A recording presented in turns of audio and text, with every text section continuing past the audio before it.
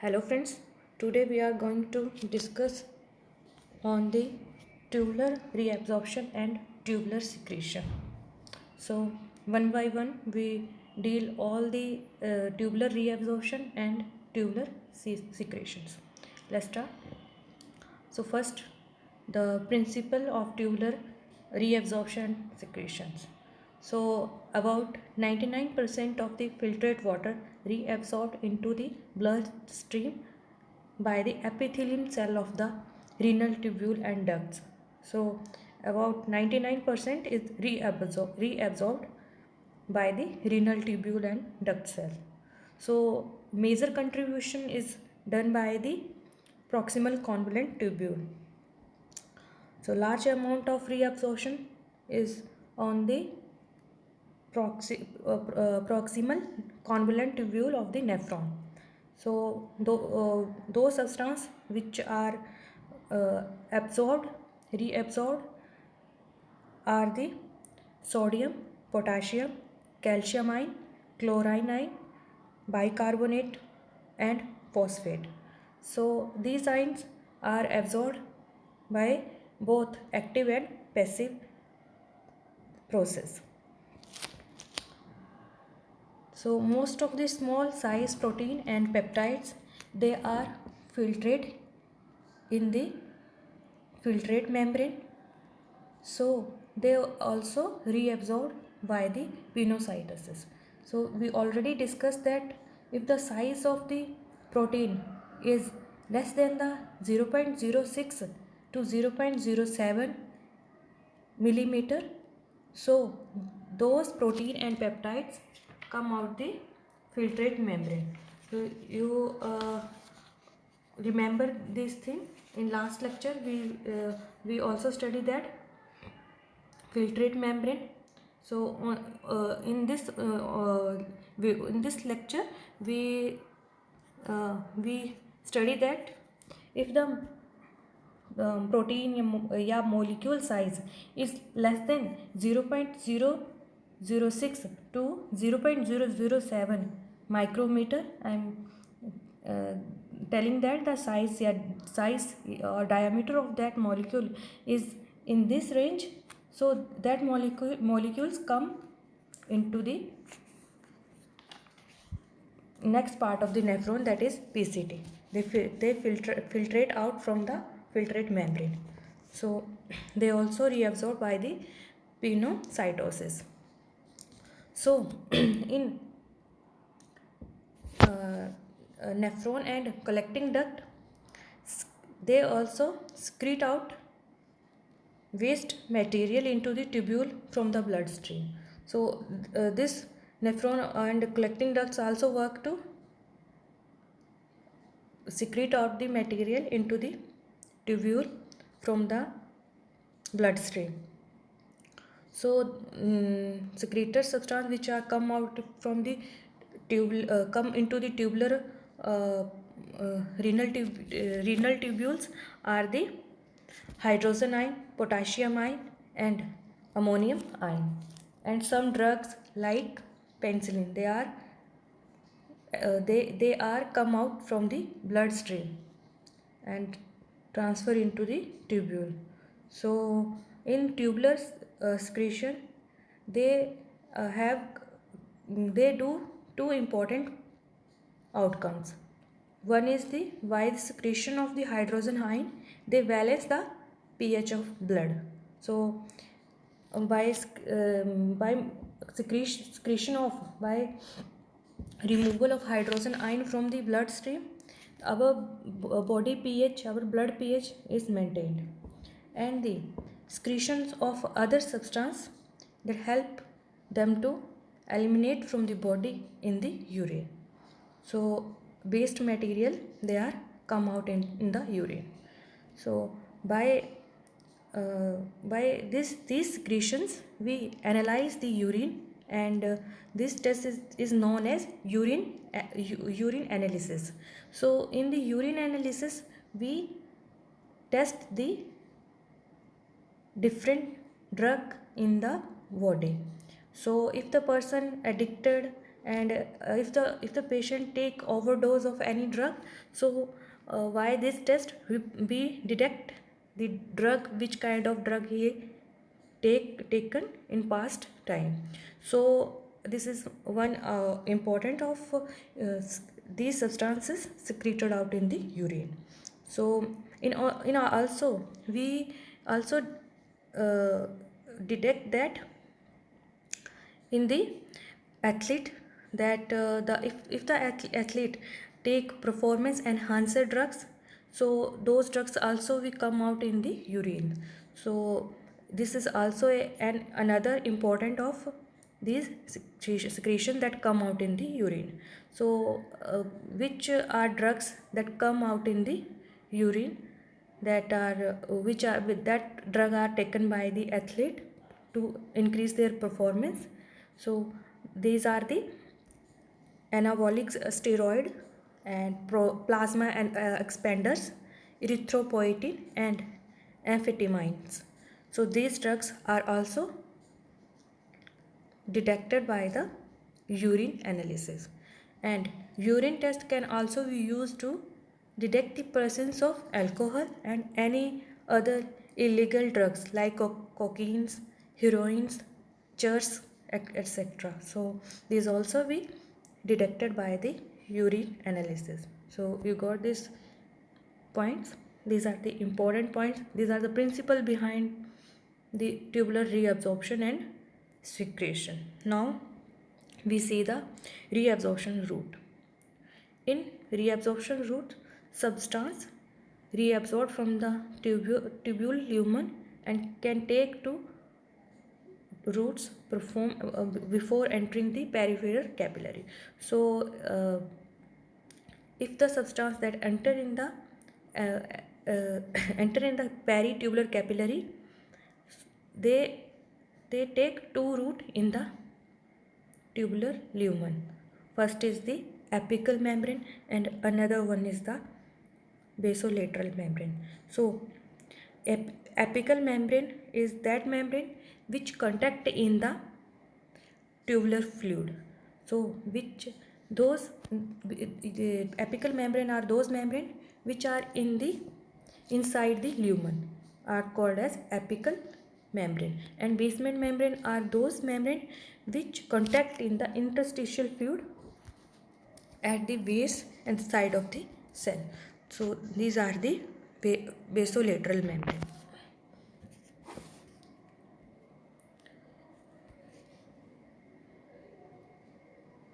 And the route that that substance that take to enter the peritubular capillary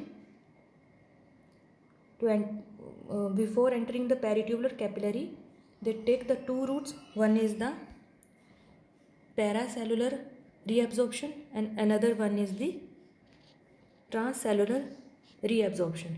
In paracellular reabsorption, the substance, here I am print the wrong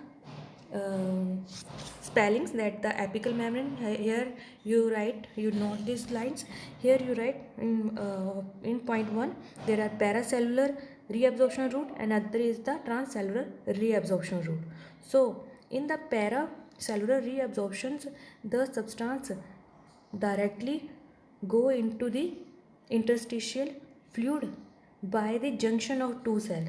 Here in the tubule cells, they are joined, two cells are joined by the tight junction. So in the tight junction there is a leakage. Vessels have a little leakage that permit these ion to enter the interstitial fluid. So in paracellular reabsorption, the ions that substance inside the tube in the lumen that enter into the interstitial fluid by these tight junctions, and in tight junction they have a leaky membrane. They have a leak, they have a pore, so that substance can enter into the interstitial fluid. So through this tight junction, if any substance that go out the this tubule, renal tubule, proximal tubule. So this reabsorption is known as paracellular reabsorption, and another one is the transcellular reabsorption. If the substance that pass from the fluid into the tubular lumen through the apical membrane, through the apical membrane of the tubule cell, and cross the cytosol and out into the interstitial fluid is known as transcellular reabsorption. You got this reabsorption? So I repeat the transcellular reabsorption. In transcellular reabsorption, the substance that in the lumen that transfer into the interstitial fluid, first he cross the apical membrane.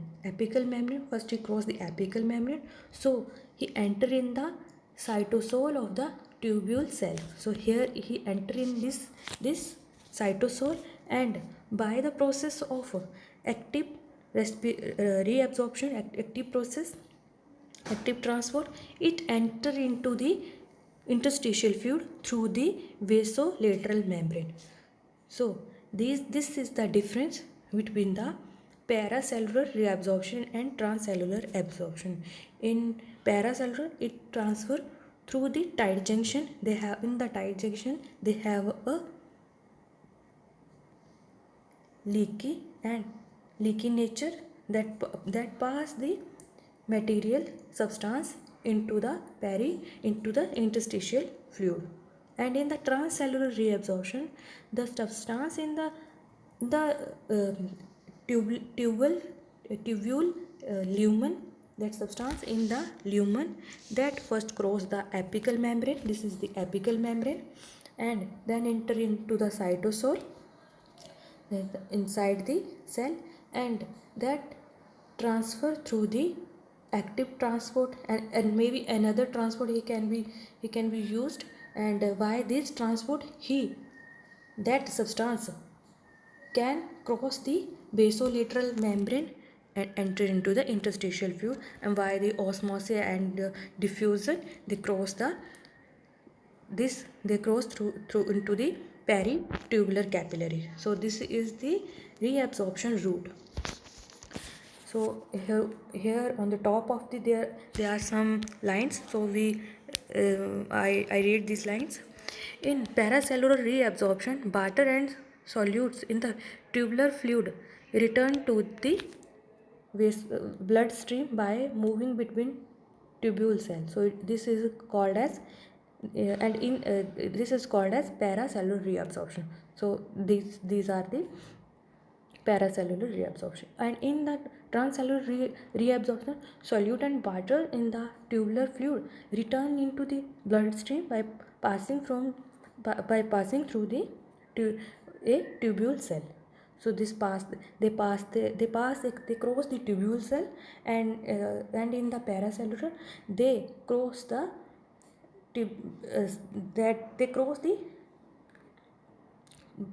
two cell junction. So this is the paracellular route, and this one is the transcellular route. So we move to the next slide. Here is one question: what is the main function of tight junction between the tubule cell? So here the function, I think I write in the next slide. So no, I told you here.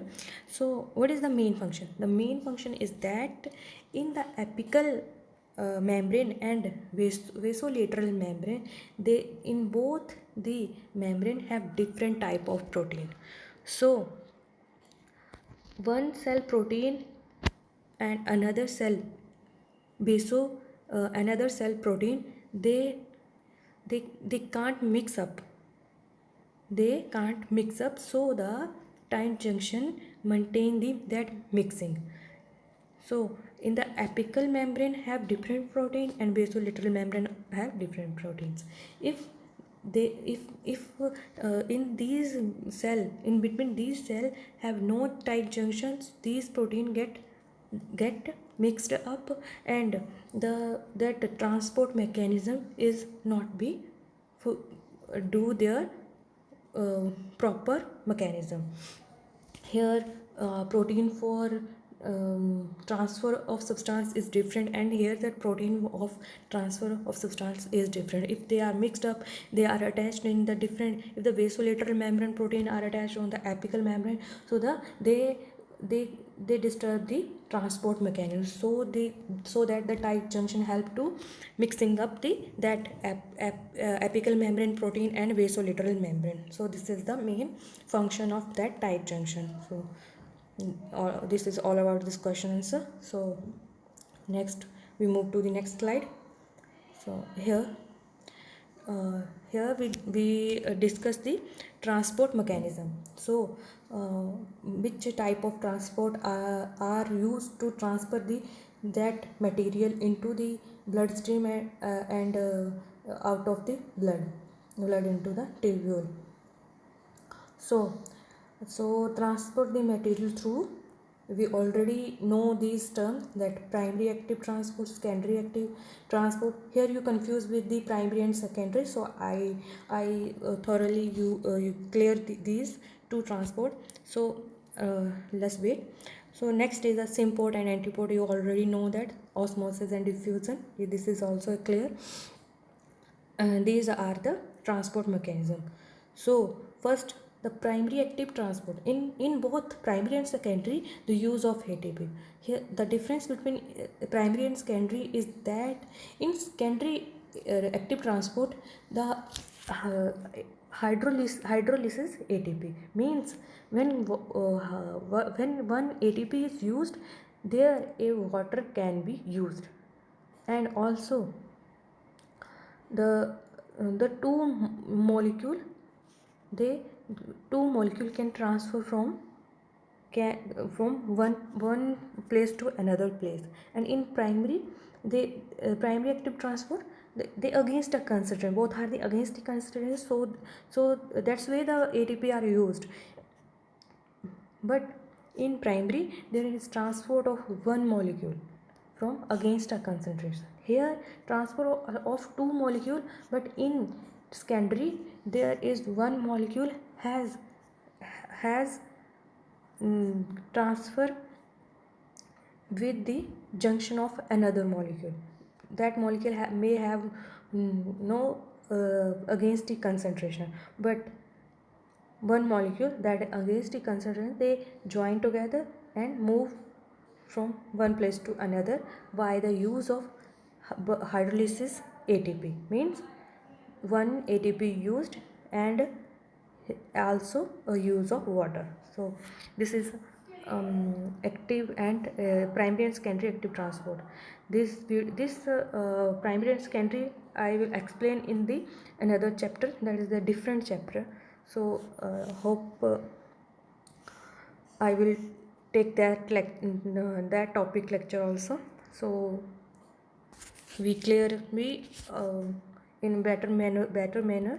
So clear that thing in that lecture. So move to the next part is the reabsorption of water by two way. So here we discuss that the substance that move into and out of the that tubule, that bloodstream, by this mechanism. And also the water can move from the bloodstream to the bloodstream. The water reabsorb. Here only the reabsorption, not the secretion. Here only we discuss the reabsorption. So reabsorption of water is by obligatory water reabsorption and facultative reabsorption. The difference is that one obligatory is that in which the water molecule move with the ions, so this is obligatory, means attached with someone. So this is the water cannot be transferred by on, they transfer with some molecules of another material, ions. So this is the obligatory water reabsorption. And in the facultatory water reabsorption, the water reabsorbed by on their own. They they do not need any another substance.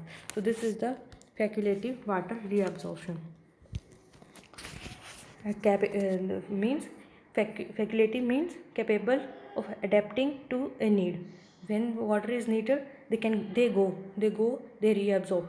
And in the obligatory, it follow the solute. It follow the some solute to go into the bloodstream. This is the difference between these two water reabsorption. So in facultative water reabsorption is that regulated by the ADH hormone, that is antidiuretic hormone. This reabsorption is regulated by the ADH that occur in the collecting duct and last part of DCT. So this is all about this.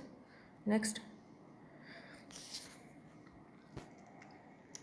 transport my okay. These are over. This is over, and now is this.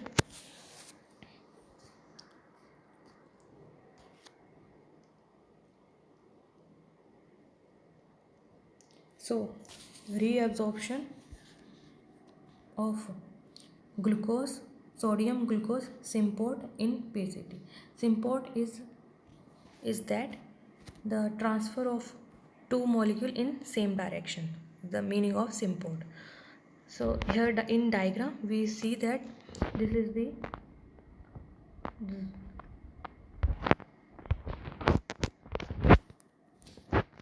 this is the zoom part of the PCT.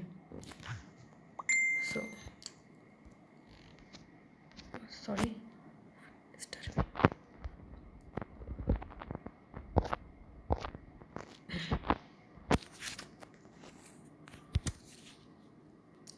so I'm not switch off my database, so some messages come up, sorry for that. So where we are, so here is symport reabsorption in the sodium and sodium glucose symport absorption. We talk about the PCT. Here PCT, proximal convoluted tubule. In the PCT, the glucose and sodium and glucose are reabsorbed by the symport. So first that this is a large zoom part of the PCT, but that these are microvilli, brushwater epithelial layer, and this is the cytosol of the cell. So this is the fluid in the tubule, lumen, and inside the lumen they have sodium and glucose. So we discuss how they transfer into the interstitial fluid. So first, the two molecule of sodium and one molecule of glucose transfer into the cytosol by the symport. So here, at that side there is no need of any ATP, any energy. So they both go inside the into the cytosol, because it is a symport mechanism. In the cytosol, at the basolateral membrane, they transfer into the interstitial fluid by the use of one molecule of ATP, that sodium. They transfer into the interstitial by use of one molecule of ATP. Use of that they transfer, and sodium ion in the interstitial fluid, they transfer into the peritubular capillary by simple diffusion. So here it is a simple diffusion, and that glucose that transfer into the interstitial fluid by facilitate diffusion. So this is here no use of any type of energy. As you know, the facilitative diffusion is that in which the any carrier molecule, any protein are used that transfer the molecule to another place. So in the glucose, here an carrier protein that transfer the glucose from cytosol into the interstitial fluid. Okay, this is the symport mechanism is on the apical membrane of the tubule cell. That is the symport, and at that side there are they that molecule may be transferred by the facilitated diffusion and active diffusion. So okay, all right, this is the reabsorption of glucose by the sodium ion glucose symport in the cell of the PCT. So this is clear. Okay, so we move to the next slide.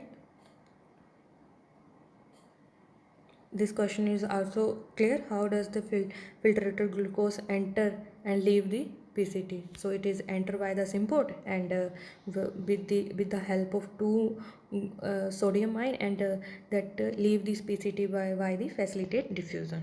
Okay, this is the answer of this question. So shall we move this?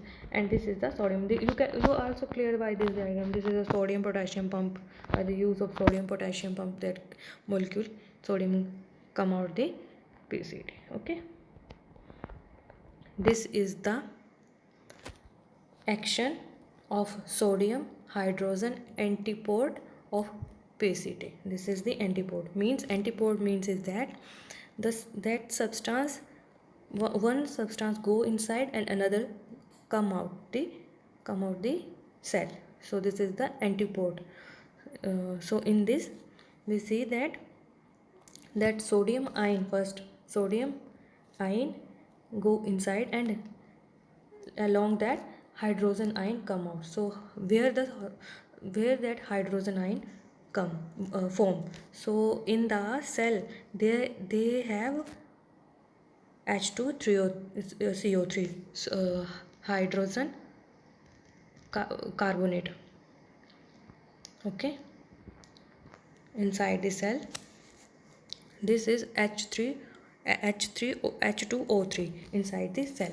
So this that is break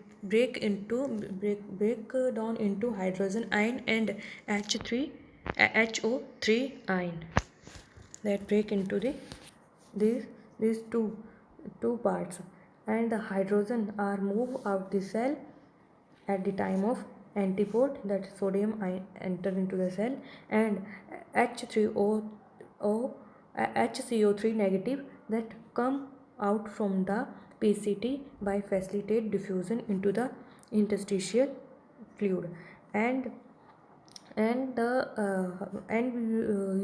you also know to that where the H2CO3 are formed, and you also know that in the respiration part inside the alveoli, this H2CO3 also formed inside the alveolar part during the respiration. So you know that when CO2 and water are joined, they mix up, they form the H2 CO3 in the presence of carbonic anhydrase.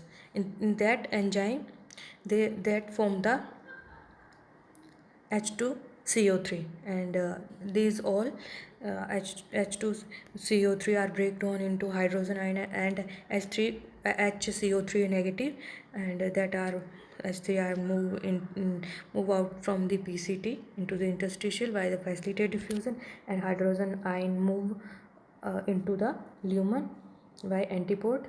And you also see here that CO2 are also move into the PCT by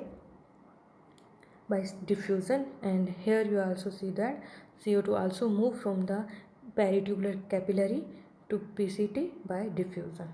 So this is a simple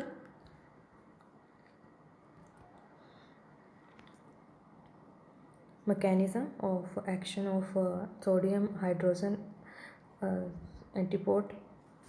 Okay,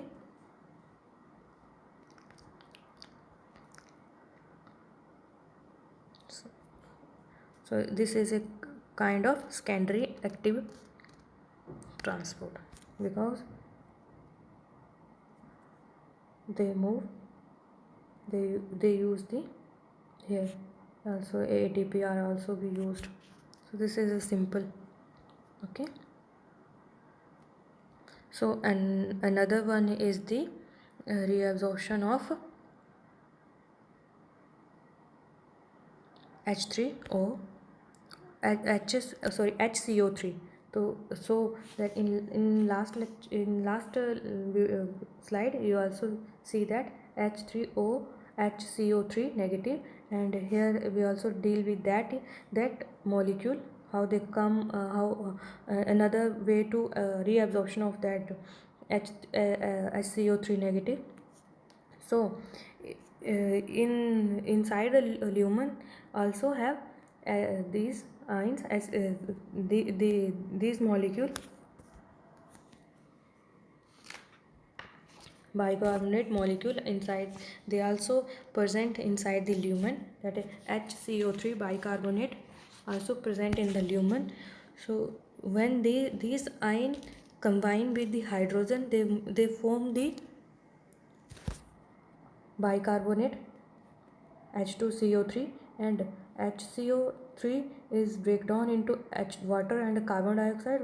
Carbon dioxide move into the PCT cytosol by simple diffusion, and inside this cytosol of PCT they have a water molecule. They join and again make a bicarbonate, and that bicarbonate also break down into bicarbonate ions and hydrogen ion. That hydrogen go outside go into the lumen by antipode, and that bicarbonate ion is go into the peritubular capillary by the facilitated diffusion, and sodium ion move into the peritubular capillary by active transport. So this is all about the transfer of bicarbonate ion. So clear? No confusion? Okay, this is the simple mechanism of bicarbonate ion. These are transported by the facilitative diffusion, and the last one is transported by that sodium reabsorption and hydrogen secretion. So sodium is reabsorbed by active transport, and that hydrogen are secreted is by antipode mechanism. So this is the action of this action mechanism. So next is the passive reabsorption of chlorine ions, potassium ion, calcium ion, magnesium ion, urea and water.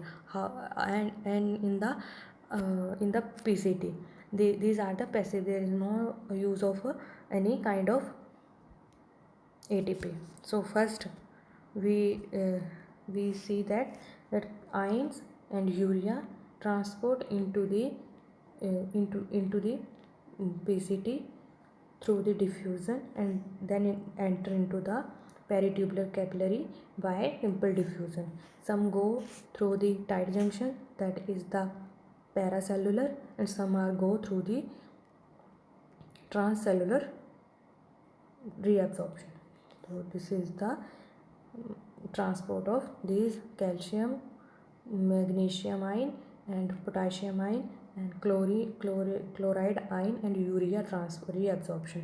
And another is the water reabsorption. This is also a passive reabsorption. This is transferred by the osmosis, and water go inside the PCT and transfer into the peritubular capillary. So this is also very simple. Here we have no need to worried about any doubt. So go to the next slide. That is the reabsorption in the nephron loop.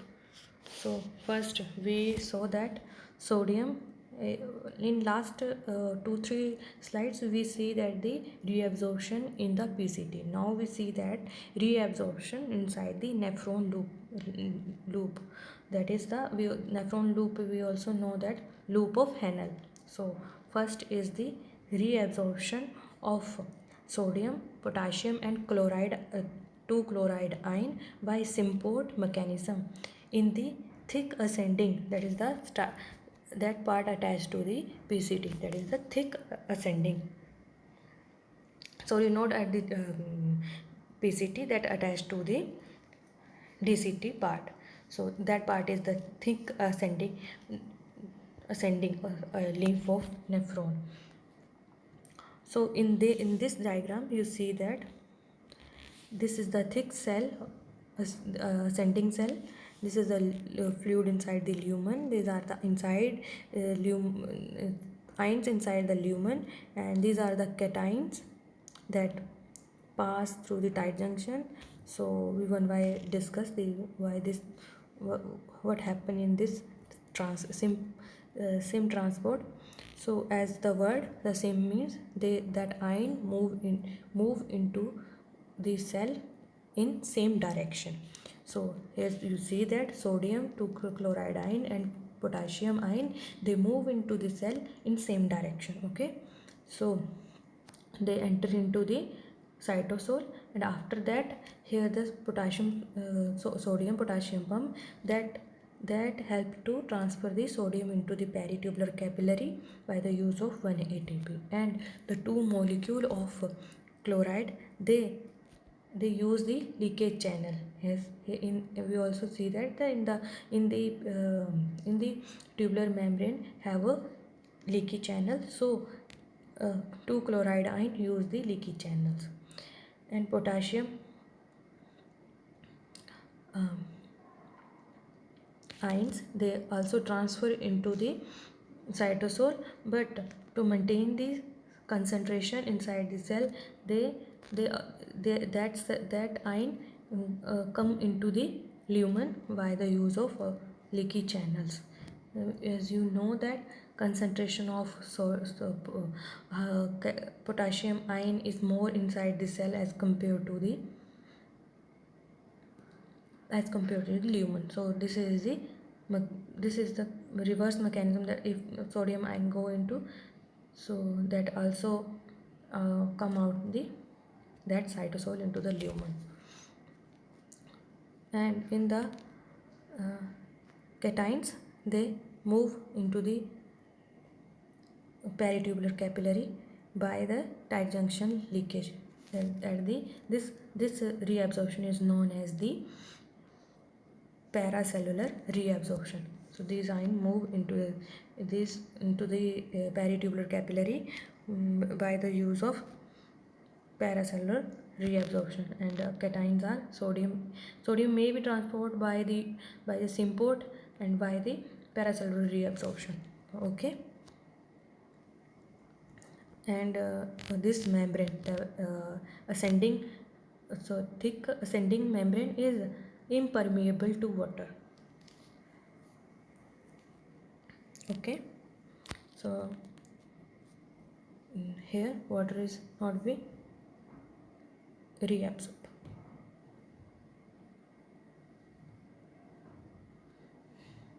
Any question? Yes. Why is this process considered as secondary active transport? And does water reabsorption occupy ion reabsorption in this region of nephron? So this is impermeable, so water is not be reabsorbed. And why we call this is a secondary active reabsorption?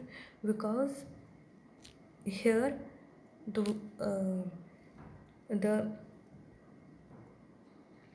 here the use of one molecule of ATP, and also the hydrogen ion come with the chloride ion, and use of one molecule of ATP, and so that's why this process is known as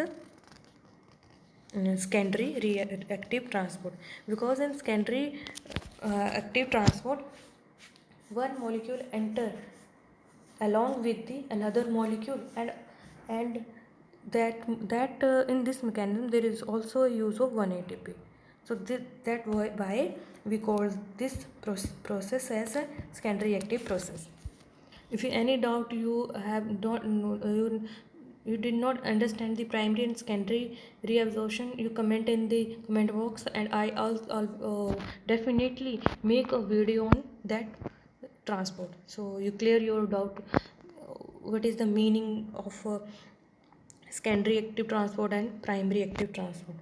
So please give your suggestion you want to know about these two transport. So we move to the next slide. First we here some lines we also discuss that cells in the thick ascending links have symport that that simultaneously reabsorb one sodium ion, one potassium ion, and two chloride ion. So they talk about this part, this same transport. Okay, so move to the next slide. Here the reabsorption of sodium ion and secretion of the potassium ion by the principal cell of the last part of DCT and in the collecting duct. So what happened in the reabsorption of the sodium ion in the DCT and collecting duct? The sodium ion move into the cytosol by the use of a leaky channel by process of diffusion, and they move into the interstitial fluid by the use of sodium potassium pump, and sodium outside the cell inside the lumen, they cross the basolateral membrane and enter into the cytosol, and in this process they used a one molecule of ATP, and that sodium potassium ion cross the apical membrane and enter into the lumen, and maybe go out the cytosol and enter in the interstitial fluid by leaky channel. This whole procedure use active transport and the diffusion.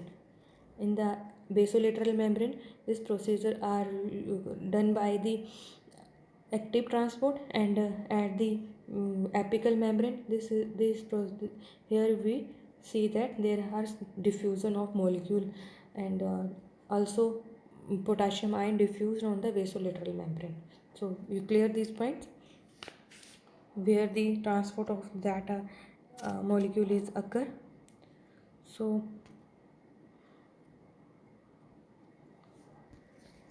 move to the next slide.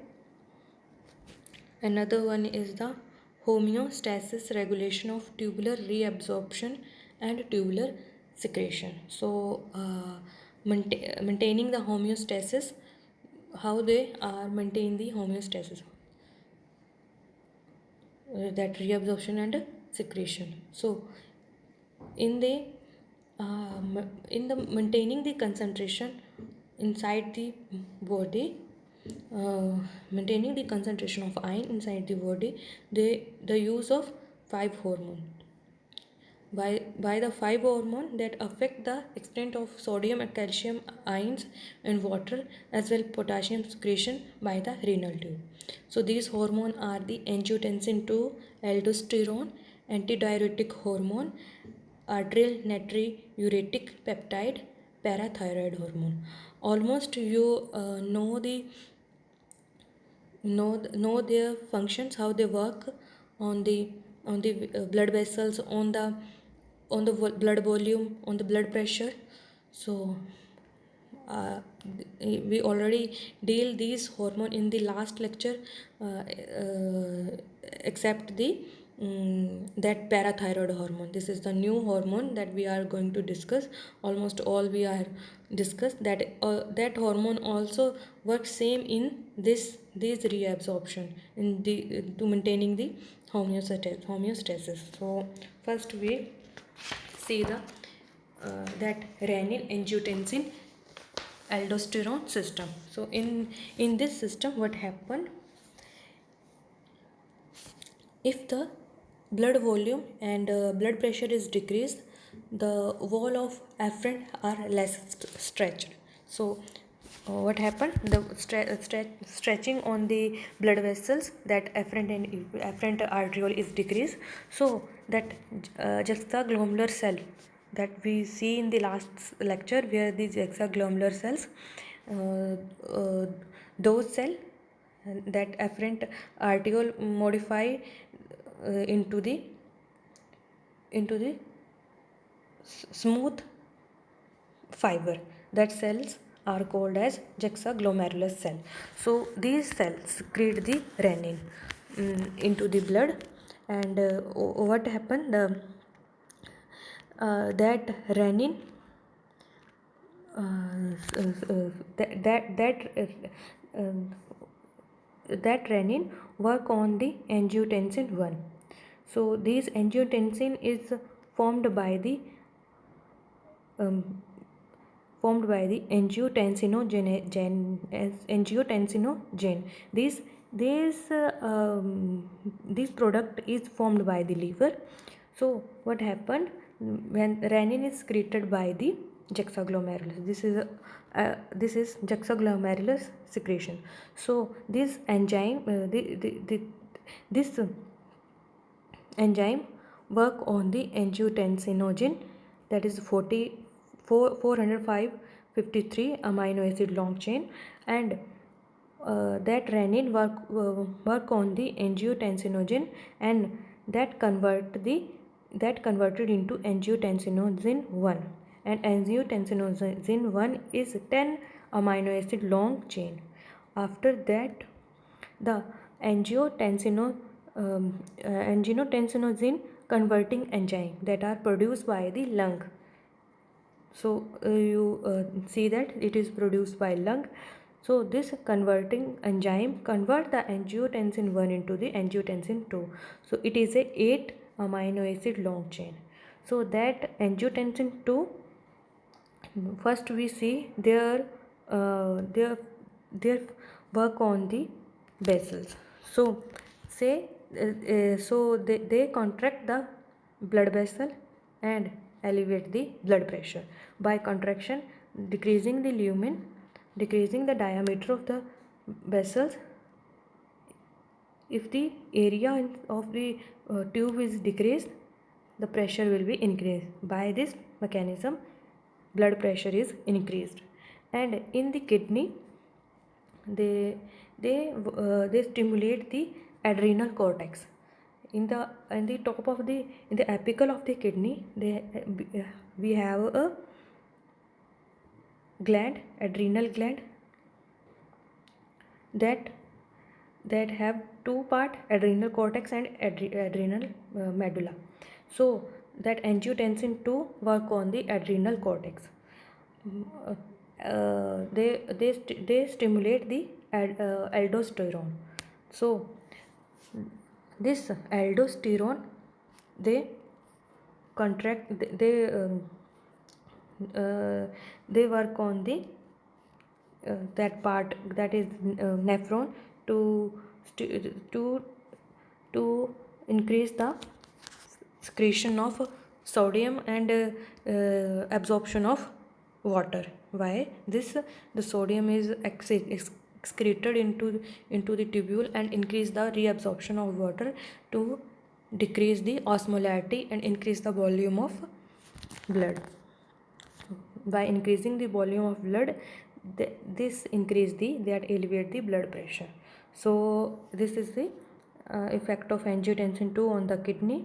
And third is the effect on the hypothalamus. So it effect on the hypothalamus. Hypothalamus trigger the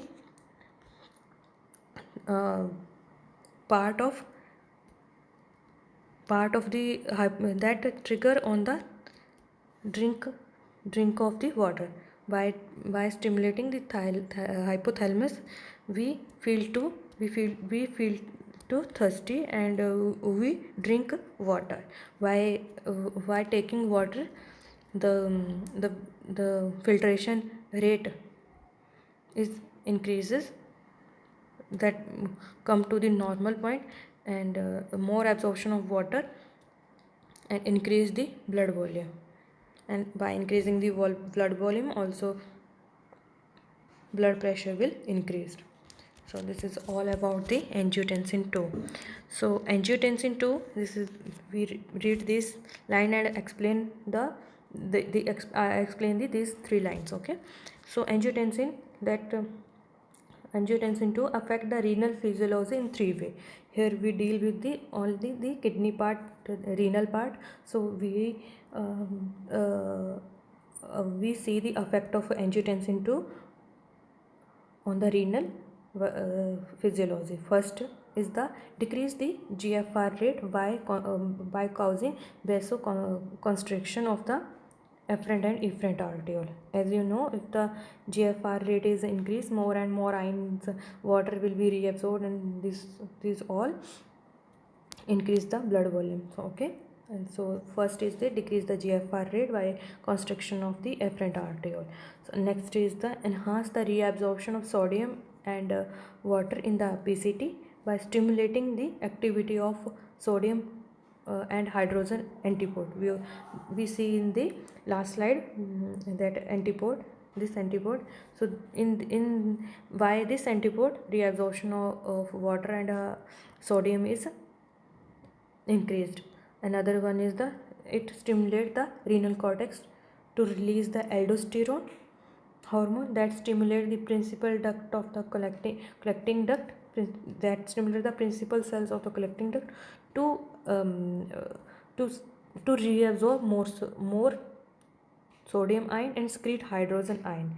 By reabsorption of sodium ion, if reabsorption of sodium ion is increased, more is water is increased, and with increase the blood volume and blood pressure. If if in if in our body sodium concentration is high, we feel to drink a glass of water. As you also know that, see that when you when you take a packet of the chips, within 5 minutes you eat that packet within the 5 minutes. After 2-3 minutes you feel to drink water. So this is the phenomena in your body. The concentration of sodium ion is more, you feel to drink more water. So to balance that ion concentration inside the blood, the reabsorption of water increases. So by that the blood volume and blood pressure is increased. Okay, you got this point? Shall we move to the next slide? Okay, now we move and see that all the diagrams. This is the blood pressure that is decreased. At that time renin secretion is increased. As we read in the starting point, when the blood volume and blood pressure is decreased, the renin is increased, renin level, renin enzyme is increased. So this is increasing that act on the that combined with angiotensin. So angiotensin converted angiotensin 1, no genesis that converted 1, and 1 is converted into 2, and 2 angiotensin 3 effect on the renal physiology. Okay, so we move to the next slide. This is ADH, antidiuretic hormone. So pathological absence of ADH activity condition is known as diabetes insipidus. Diabetic insipidus. So a person who is diabetic, that person secrete up to 20 liter of very diluted urine in a day. That person can secrete this amount in a day. So in the antidiuretic hormone, these hormones are the vasopressin, they are vasoconstrictile. So these hormones are released by posterior pituitary gland. It regulates the fasciculate water reabsorption by increase the water permeability in the principal cell of the last density and collecting duct. So in the absence of ADH, the apical membrane of principal cell have very low permeability to reabsorb. If this hormone is less, so water cannot be reabsorbed by facilitative diffusion. Within the principal cell have tiny vesicles containing many copy of water channel proteins, and these proteins are known as aquaporin 2. So this is the ADH hormone.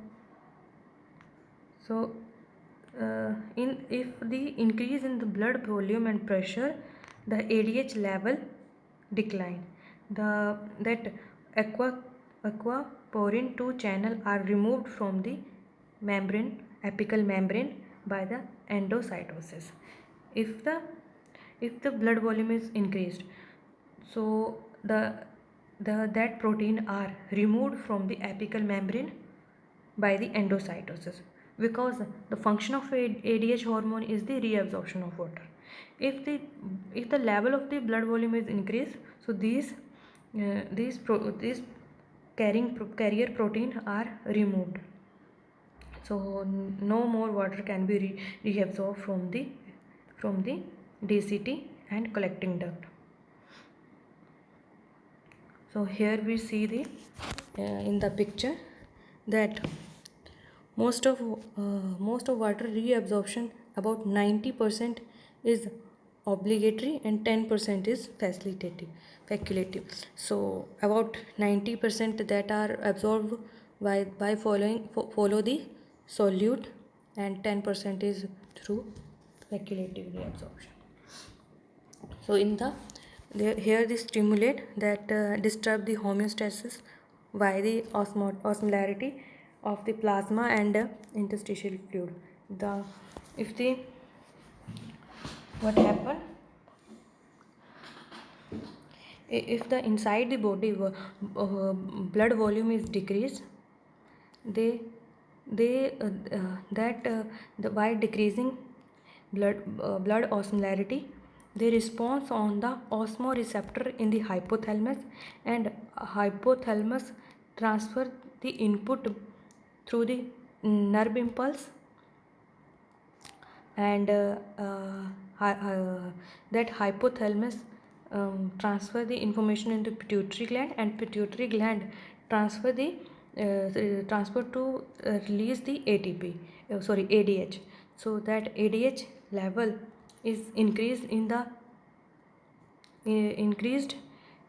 blood, and by increasing that, the reabsorption of water from the principal cell of the DCT and collecting duct will increase, and by reabsorption of water, the osmolarity of cell will decrease. By decreasing by the osmolarity come into the normal range, as the normal range of the blood osmolarity is 285 to 295, and maybe 300, up to 3, but this is the 385 to 295 osmolarity is the milliosmolarity is the concentration of the blood of a blood. So this why when the osmolarity come to a normal range, that act as a negative feedback to decrease the secretion of ADH. This is a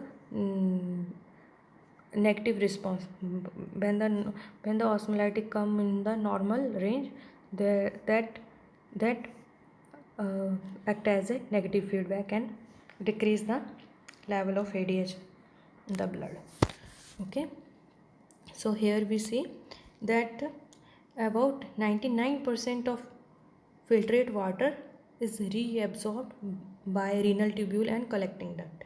So where these 90% is reabsorbed. So most of the reabsorption is done by the PCT.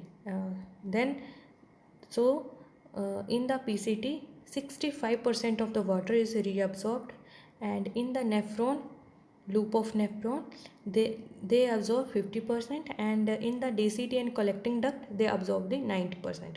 So this is the total 99% of the water that is reabsorbed by the renal tubule and collecting duct, and remaining 1% of the liter of filtrate water excrete in the urine. So only 1% that is filtrate water is secreted out. So our kidney secrete about 1 to 1.5 liter of the urine in a day. In diabetic patient, that release about where that I think in the other point, that patient secrete approximately up to 20 liter of very diluted, that is very diluted urine in a day, and a non-healthy patient that release 1 to 1.5 liter urine in a day, and that urine concentration is slightly uh, slightly concentrated and same as compared to the blood. This is slightly, not much acidic, but slightly concentrated as the blood pH. That you know that blood pH is 7.34 to 7.45. So the pH is approximately in this range. This is the antidiuretic hormone. So next is the atrial natriuretic peptide. This is released by the atrial of the heart. So this is we also discussed in the last lecture. This is the vasodilator. So how they work? If the increase in the blood volume, the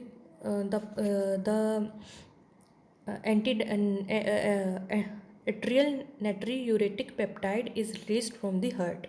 So that ANP inhibit the reabsorption of sodium ion and water. So why that they suppress the aldosterone and ADH. If these aldosterone and ADH is not be uh, work, the sodium ion and water is not absorbed. If that in that condition, the that sodium ion are released into the urine, and that urine is called natriuresis, and increase the output, and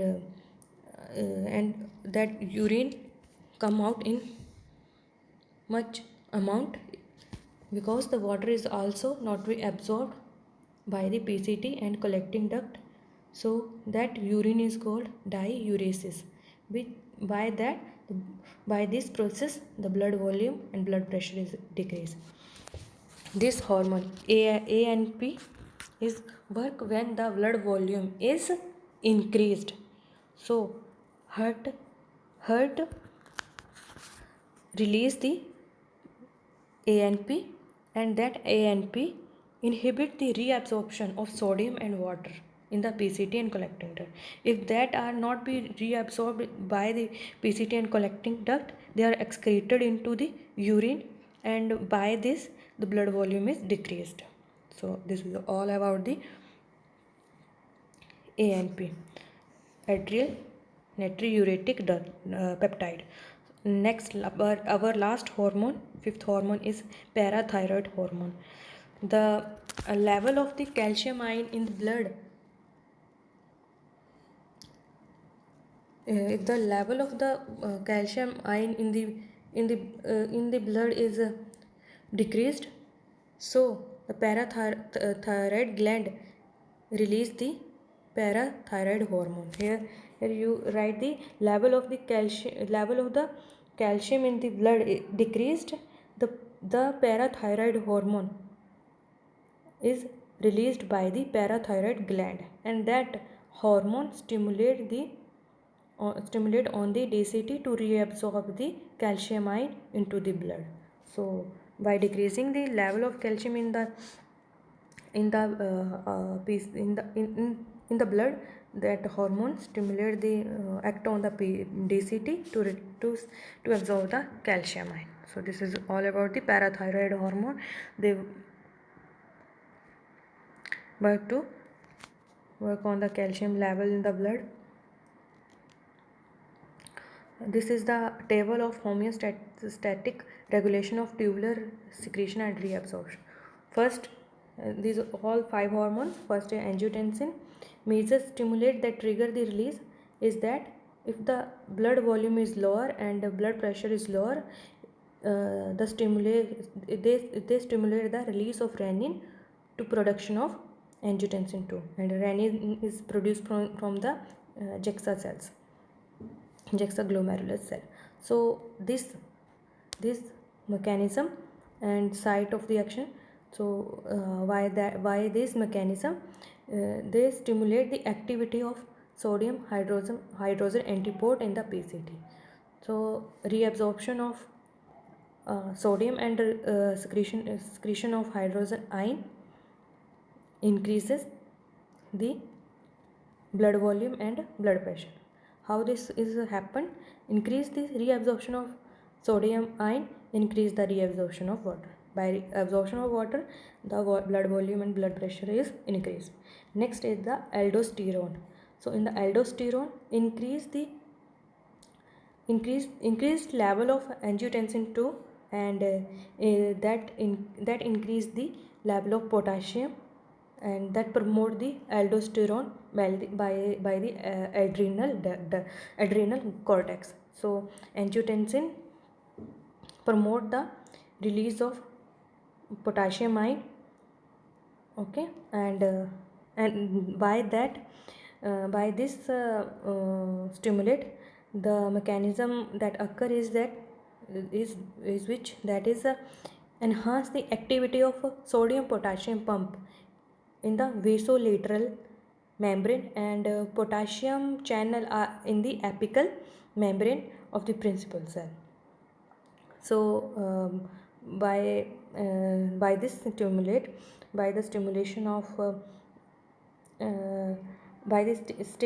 of aldosterone, that increase the level of potassium in the plasma. They activate the sodium potassium pump and the sodium channel in the apical membrane of the principal cell and in the collecting duct. Okay, so their effect is that they increase the secretion of sodium ion and reabsorption of sodium ion, and increase the secretion of potassium ion.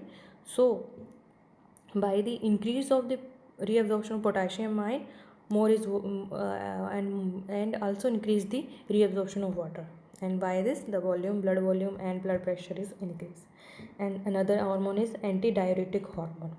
In antidiuretic hormone, that this hormone is stimulated when the osmotic concentration of the cell of extracellular fluid is increased, and if the blood volume and blood pressure is decreased, these hormones are stimulated and released from the parathyroid gland. By that stimulation, they open the water channels that aqua pour into the apical membrane of the principal cell, and increase the facultative reabsorption of water by decrease, and by that they decrease the osmolarity. Okay, next is the atrial natriuretic peptide. In this hormone is vasodilator. So when the stretching of arteria of the heart that stimulate the secretion of ANP. So in this in this hormone, when the blood volume is increased, they promote the release of ANP. So they are the they when the blood volume is increased, the ANP is released, and why that this ANP suppress the release of sodium ion and water in the PCT and collecting duct. By inhibiting of the and also inhibit the secretion of aldosterone and ADH. So this all decrease the blood volume by how they decrease the blood volume, because water and sodium ion are excrete into the urine, and no more water is reabsorbed and sodium are not be reabsorbed, that decrease the blood volume. Next is the parathyroid hormone, decrease the level of calcium in the blood. That parathyroid stimulate the release of parathyroid hormone, that parathyroid gland stimulates the release of PTH when the level of calcium is decreased. So that PTH act on the apical membrane of distal convoluted tubule, but they act on DCT to stimulate the opening of calcium channels, and by opening these channels, the calcium are reabsorbed by the DCT. Okay, so this is all about the tubular reabsorption and tubular secretion, and how the hormone work on the reabsorption and secretion. And this is the today lecture. Okay, so thank you to watch my video. I hope you like.